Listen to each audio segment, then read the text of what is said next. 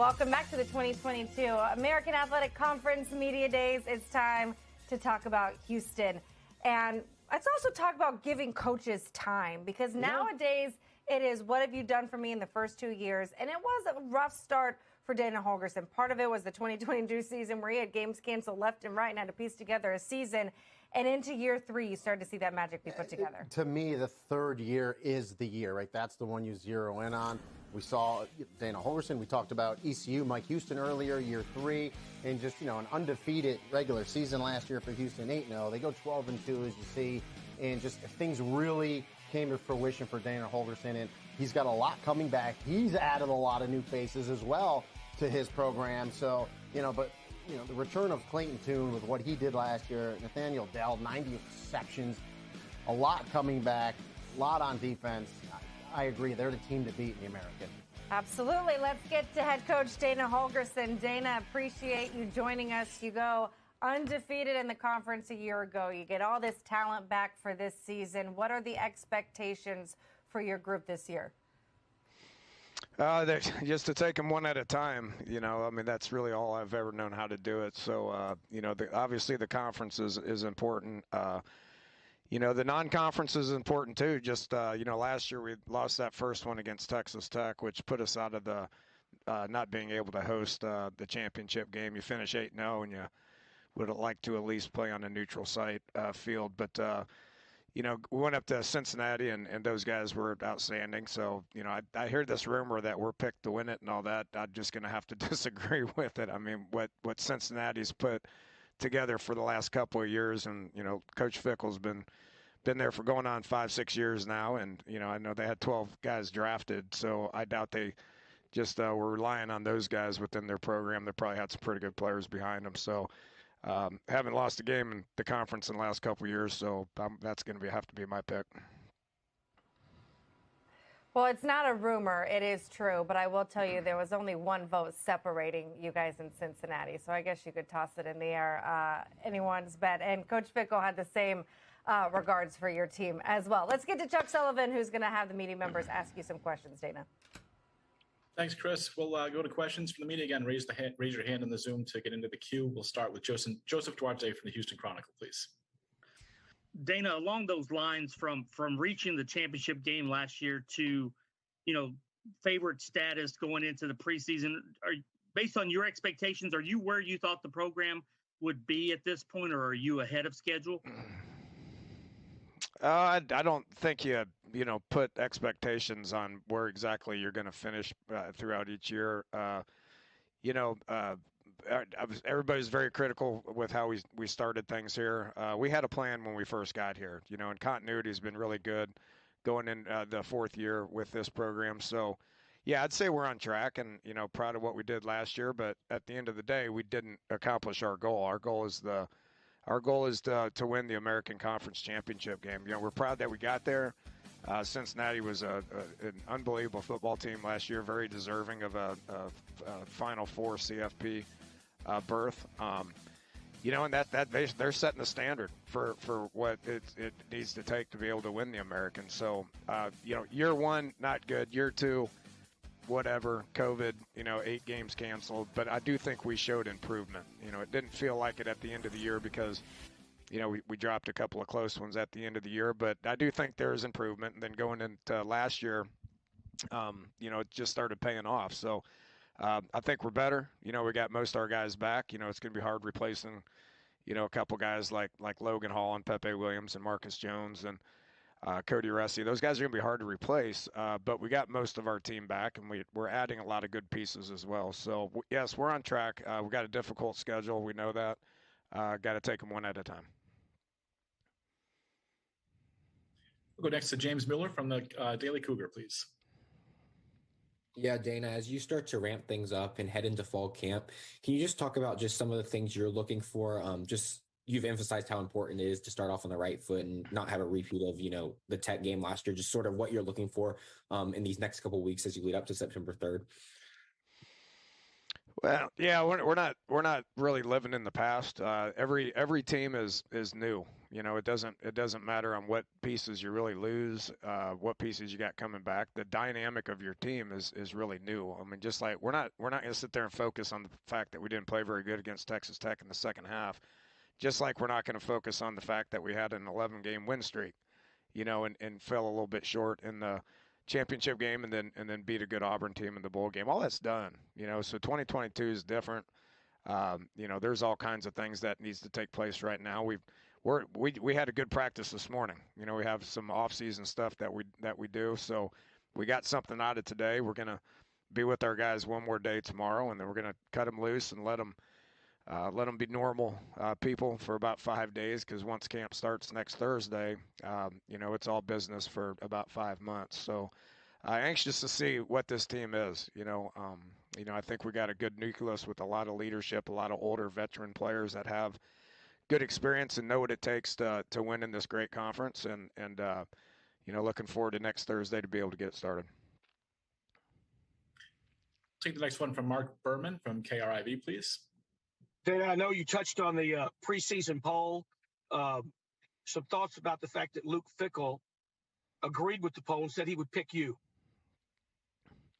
Yeah, my thoughts, what I said earlier, I disagree with him. I pick him.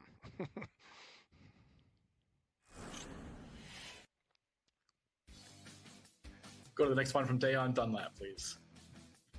Hey, Coach Holgorsen, last year you talked about how if Clayton Tune didn't develop well under you in year 3, that you would say that you wouldn't do a good job coaching. He obviously excelled. So what's the next level that he can tap into in his development coming into his last year? Yeah, it should be improved in every area of his game. I was very proud of how he improved last year. I've always believed in Clayton. I think he's one of the best quarterbacks in the country. There's no doubt. He improved, overcame the beginning of the year where he didn't play very good in the second half against Tech, and then he got hurt 2 games later and had to battle that injury for 3 or 4 games. But the way that he finished the second half of the season, tons of improvement, and he's really worked hard on his body, on his shape. He's incredibly intelligent, and probably the biggest key is we got better pieces around him right now. We got a more experienced offensive line, got one of the most dynamic receivers in the country. We got Keyshawn Carter back, who was arguably one of our best players earlier in the year last year. Christian Trahan, and a whole bunch of receivers and running backs around him that I think can make plays. So he's got all the experience and he's got all the potential, and looking forward to watching him play his last year. There's something about those fifth-year seniors, about production and what you get out of them. His college career is going to be over here in about 5 months. So he's really, really in a good place, and he's really excited about the upcoming year. Matt Musil, KHOU, please. Hey, Dana. That's great to hear about Clayton. What excites you the most about this team? How it's developed coming off last season through spring, and what you've got to start here next week? What excites you the most about this team? That we're old. That was the first year, we're old as as far as college kids go.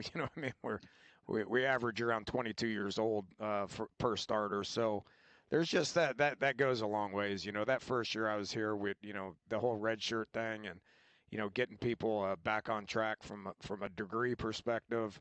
The COVID year gave everybody another year. So we just got a very old veteran football team. So very player led. I've talked less in 2022 than I have the first 3 years, because we have captains. We have 8 captains right now that are all old and do a really good job of leading this team. So, the more of that they do, the better off our team's going to be. We talk a lot about what happens in the locker room. Coaches don't control anything that happens in the locker room. So you need a good nucleus of older guys, and we named 8 captains that are all pretty close to being done with their career here at Houston, and they're doing a great job of leading this team. Thanks, Dana.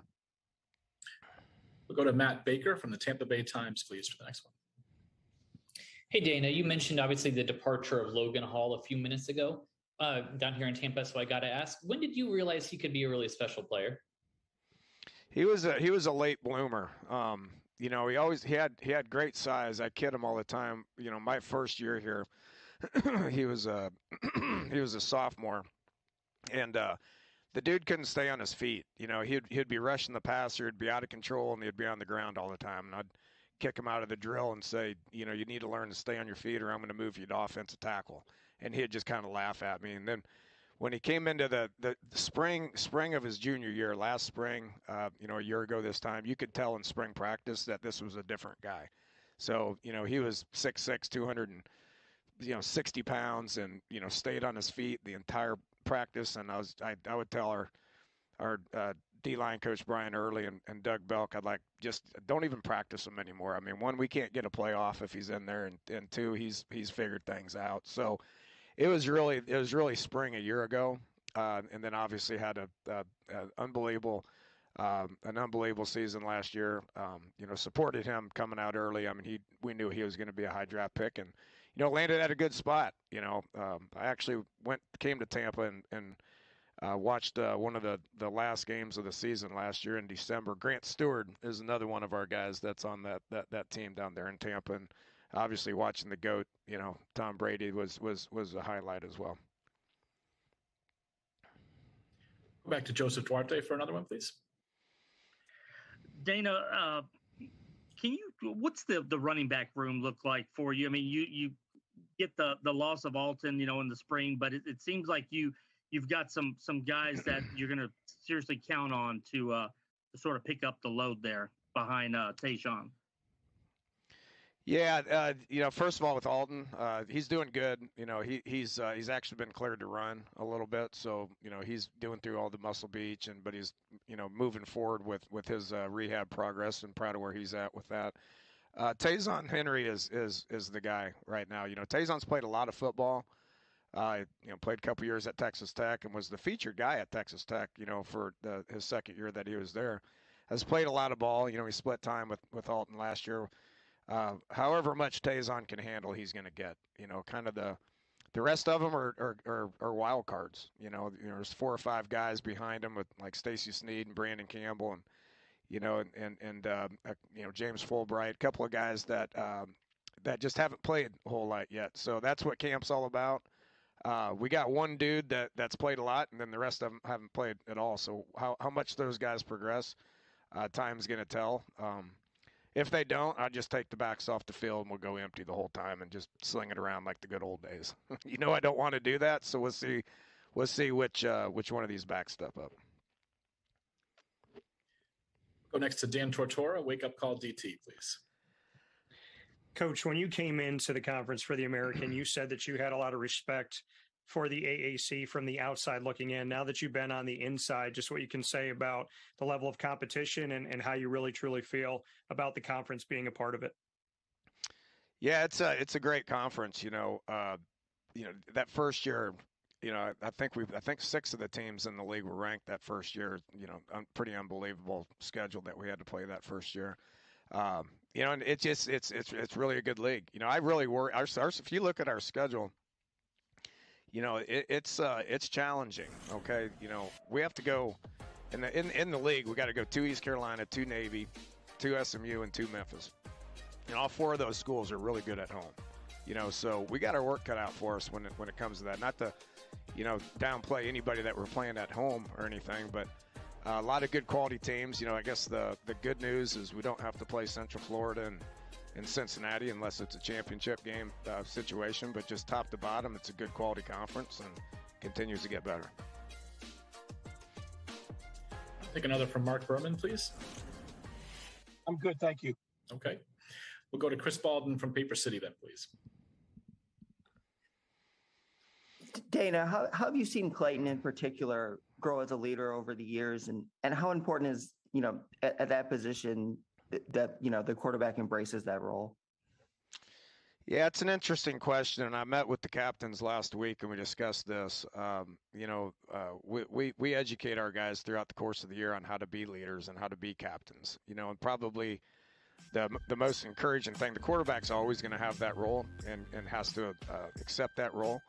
But the more captain people we have around him, the less Clayton's going to have to do. And the less Clayton has to do, the more he gets to focus on being a quarterback. So Clayton's not a rah-rah guy. He's not going to, you're not going to say a whole lot. It's all business for him, which is what the quarterback position is supposed to be. He's supposed to execute. And the only way you can execute is if you have a clear mind and things around you are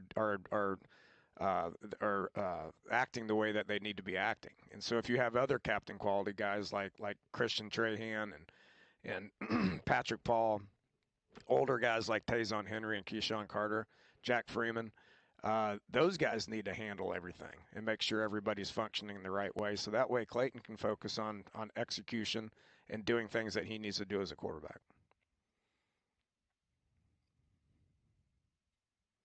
We'll take the next one from Leo Haggerty, please. Coach, the good news is a great majority of your players are from Texas. It's a hotbed of high school football.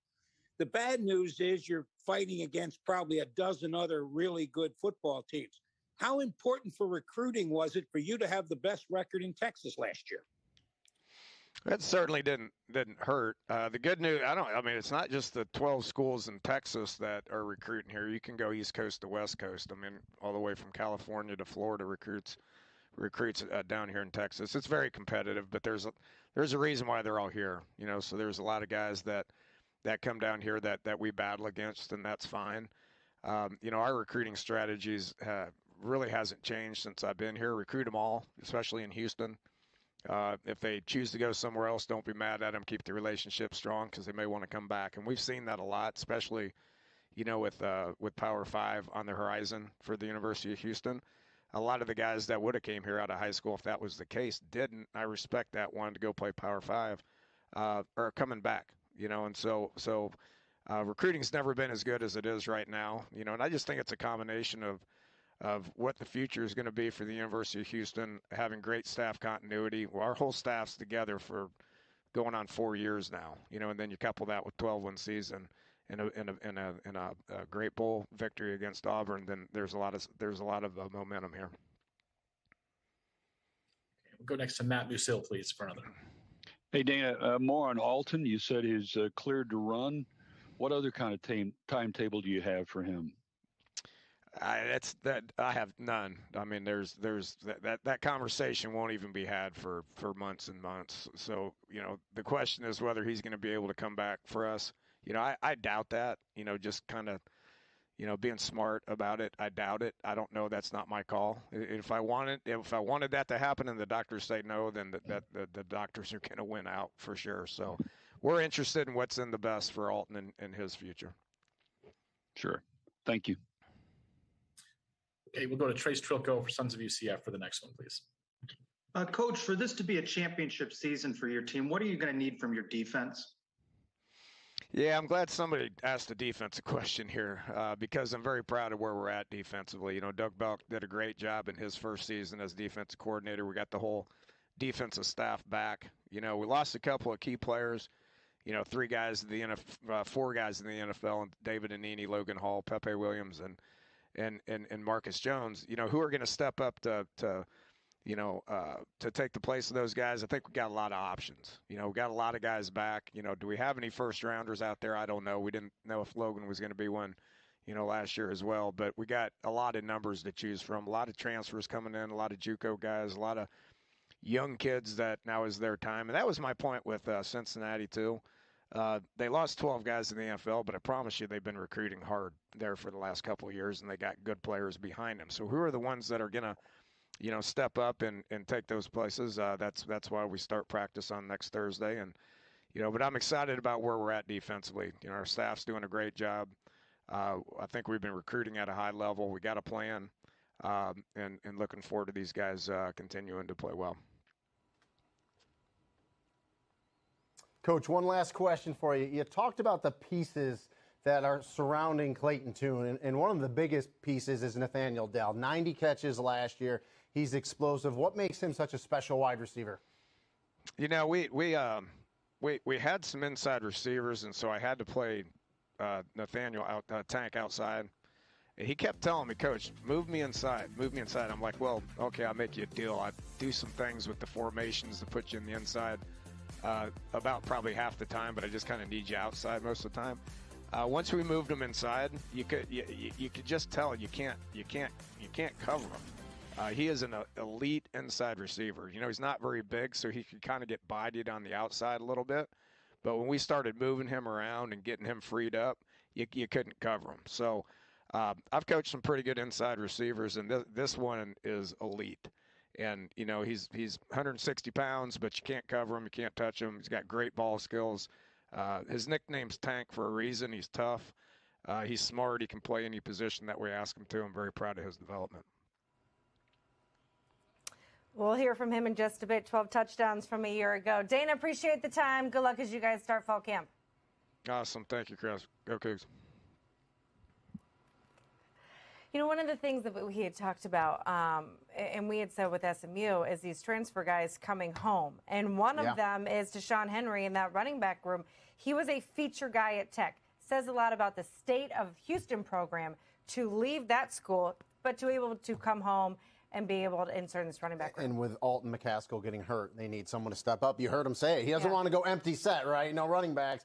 He said he'll do it if he has to. He doesn't want to. So someone needs to step up in that room. And, you know, I know Dana doesn't want to be the preseason favorite. No one wants that bullseye. But he mentioned it while he was talking. The reason why is because of their experience. You heard him say the average age of his starters is 22 years of age. Wow.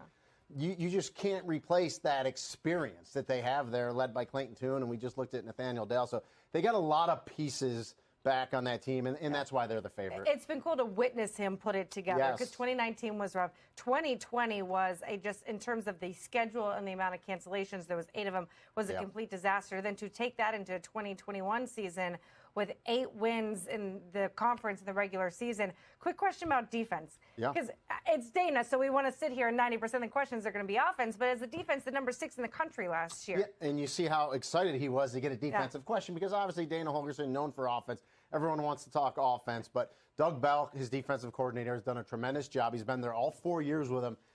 Had some good players last year. They got some good ones again this year, so I think that defense is going to step up once again. We have some good players joining us now. Wide receiver Nathaniel Dell, Tank, and defensive back Hasaan Hypolite. I'm going to start with defense because Nathaniel's going to get all the offensive questions in just a second.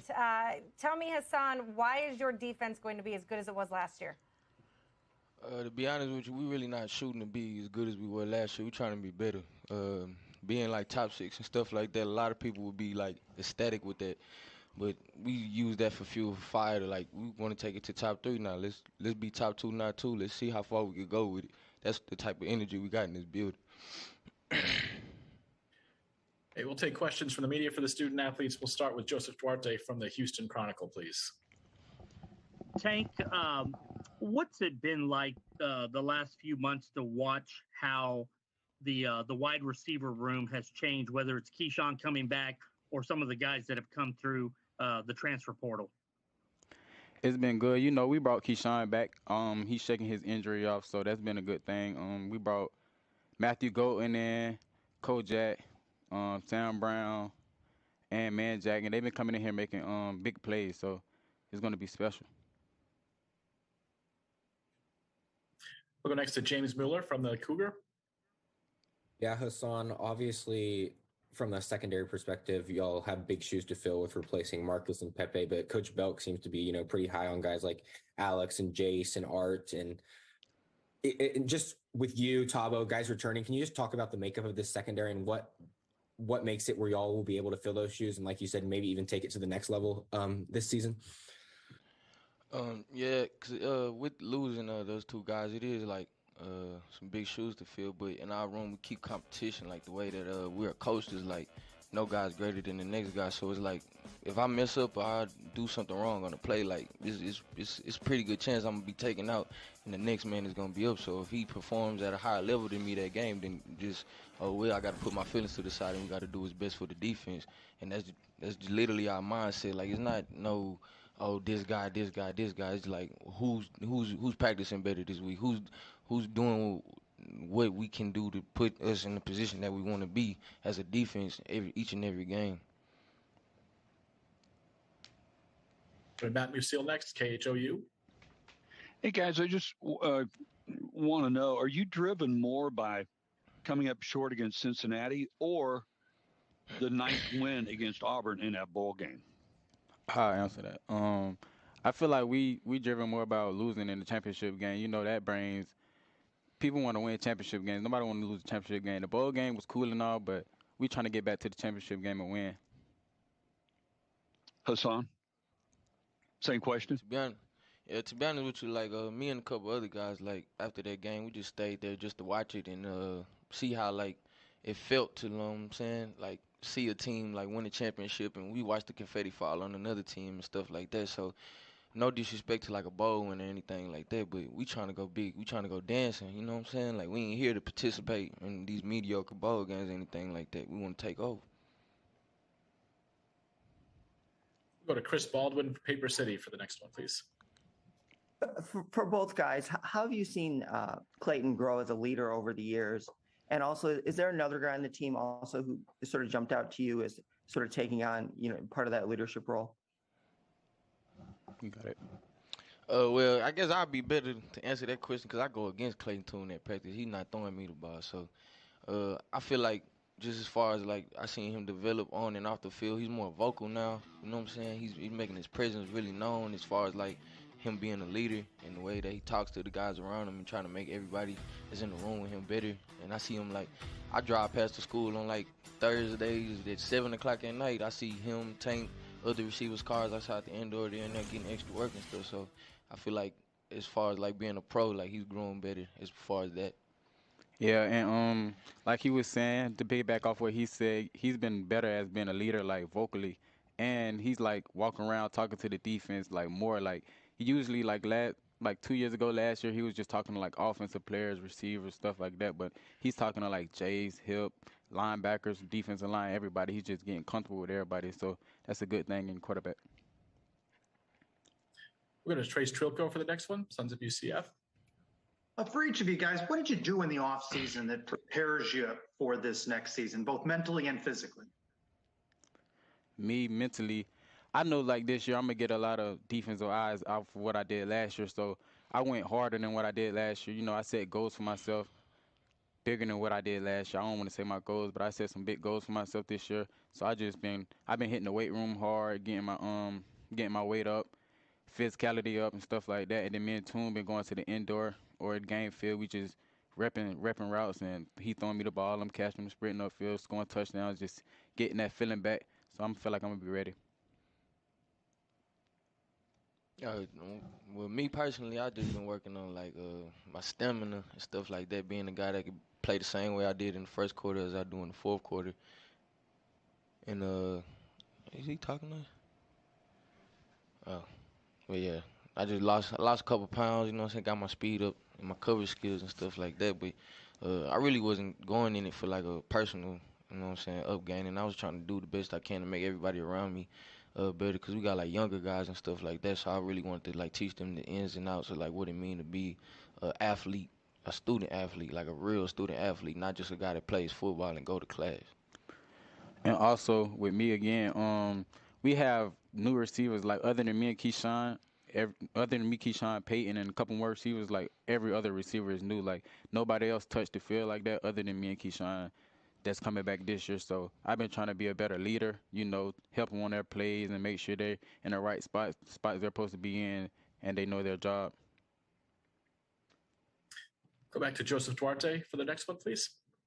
Tank, you were named the team captain for the first time last week. What did that mean to you? And for those of us who won't see practice as much, what can people expect from Matthew Golden at the receiver spot this year?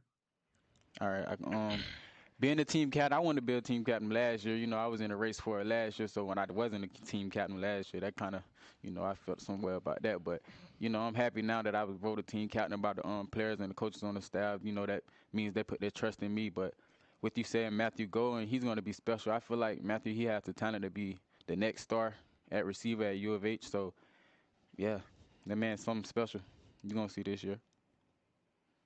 He added a lot of value to the offense, of course. And we go to James Miller from the Cougar, please. Yeah, Tank. Obviously, with losing a guy like Alton, that would be a big hit on a lot of teams. But just with having a guy like Tazon being able to step up with what he did last year, and then Coach Holgorsen seems really high on him this year. Can you just talk about how you've seen him grow and just sort of how he helps, leading that running back game to open up things and make things easier on you and the other receivers? Yeah, so Tay been like my workout guy. Like he's the one I work with. I talk to him every practice, make sure his head on straight. He makes sure my head on straight, make sure we competing with each other and amongst ourselves. But he's stepping up. He's going to play a big role. He did what he did last year, and that was just like with limited touches and stuff because we had auto and things like that. But I feel like he can carry the load for sure. Like he's been preparing better. Getting his body right every day. He's in the training room. Hot tub, cold tub, getting massages, getting his mind right, getting his body right, and making sure he's ready. So I feel like he's going to have a great year, big year for him.